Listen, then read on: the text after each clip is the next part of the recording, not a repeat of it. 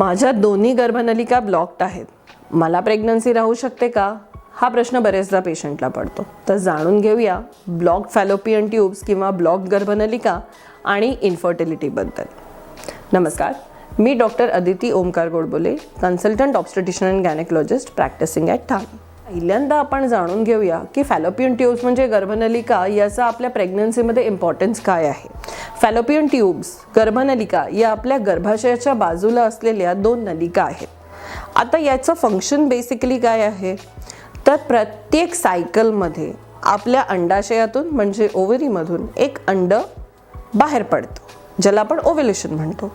हे अंड जे फिंब्रिये म्हणजे जो एंड आहे आपल्या फॅलोपियन ट्यूबचा, त्याने पिकअप करून आपल्या गर्भनलिकेत आणलं जातं. वजायनामध्ये जो स्पर्म एंटर करतो त्याचं आणि आपल्या अंड्याचं म्हणजे त्या एगचं फर्टिलायझेशन हे या फॅलोपियन ट्यूब्समध्ये होतं. या फॅलोपियन ट्यूब्समध्ये छोटे छोटे छोटे छोटे केस असतात. सो यांचं फंक्शन काय आहे की त्याच्या मुवमेंट्समुळे हे फर्टिलायझेशन झाल्यानंतर जे बेबी तयार होतं किंवा जो एम्ब्रिओ तयार होतो तो हळूहळू गर्भाशयाकडे ढकलला जातो आणि गर्भाशयात त्याचं रोपण होतं. आता ब्लॉक्ड फॅलोपियन ट्यूब्स म्हणजे काय? सो काही कारणांमुळे, मेनली इन्फेक्शनमुळे ह्या गर्भनलिका कधी कधी ब्लॉक होऊन जातात. आता याची मेन कारणं इंडियामध्ये बघाल तर ट्युबरक्युलोसिस आहे.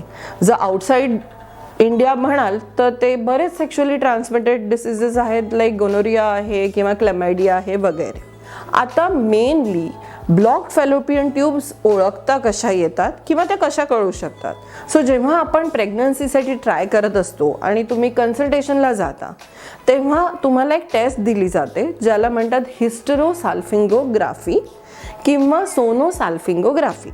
गोल्ड स्टँडर्ड अजूनही हिस्टेरोसाल्फिंगोग्राफीच आहे. सो या हिस्टेरोसाल्फिंगोग्राफीमध्ये गर्भाशयामध्ये डाय टाकून गर्भाशयाचं स्ट्रक्चर आणि या ट्यूब्सची पेटन्सी म्हणजे या ट्यूब्स ओपन आहे की नाही बघितलं जातं.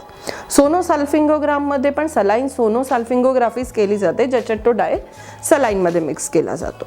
सो युजली याच्यामुळे आपल्याला कळतं.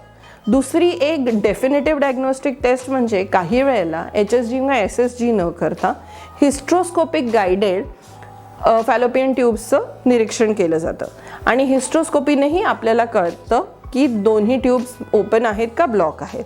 आता ॲडव्हान्टेज काय आहे, तर हिस्ट्रोस्कोपीमध्ये जर ट्यूब्स ब्लॉक दिसल्या तर त्याची ट्रीटमेंटही तिथेच करता येते. आता पेशंट विचारतो की माझी गर्भनलिका एकच ब्लॉक्ड आहे, दुसरी तर ओपन आहे, मग मला प्रेग्नन्सी राहायला पाहिजे. तर लक्षात ठेवा, युजली मोस्ट कॉमन रिझन आहे इन्फेक्शन. सो इन्फेक्शन एकाच साईडला होईल आणि एका साईडला नाही होणार असं नाही होत. It depends upon the severity of the infection की एका साईडची ट्यूब ब्लॉक्ड आहे आणि दुसऱ्या साईडची ट्यूब फक्त डॅमेज आहे की नाही. पण आपण हे बघू शकतो की जर दुसऱ्या साईडची ट्यूब डॅमेज नसेल तर yes there is a possibility of having pregnancy from that side. पण ती पण जर फिंब्रिये वगैरे डॅमेज असतील सो मोर चान्सेस की एक्टोपिक म्हणजे प्रेग्नन्सी ही गर्भाशयाच्या बाहेर गर्भनलिकेमध्ये राहण्याचे चान्सेस वाढतात. म्हणून युजली पेटन्सी चेक करणं हे महत्त्वाचं असतं. आता जर दोन्ही गर्भनलिका ब्लॉक्ड आहेत आणि प्रेग्नन्सी नाही राहते तर आपण काय करू शकतो, तर हिस्ट्रोस्कोपिक कॅन्युलेशन करतात आपल्या ट्यूब्सचं आणि त्या ट्यूब्स ओपन केल्या जातात आणि त्याच्यानंतर आपण नॉर्मल प्रेग्नन्सीसाठी ट्राय करू शकतो किंवा IUI किंवा IVF. हे डिपेंड करतं की तुम्ही तुमच्या ट्रीटमेंटच्या कुठल्या स्टेजला आहात किंवा दोन्हीही ट्यूब ओपन नसतील करता येत तर आपण त्यासाठी IVFचा ऑप्शन घेऊ शकतो, ज्याला आपण टेस्ट ट्यूब बेबी पण म्हणतो. Thank you so much.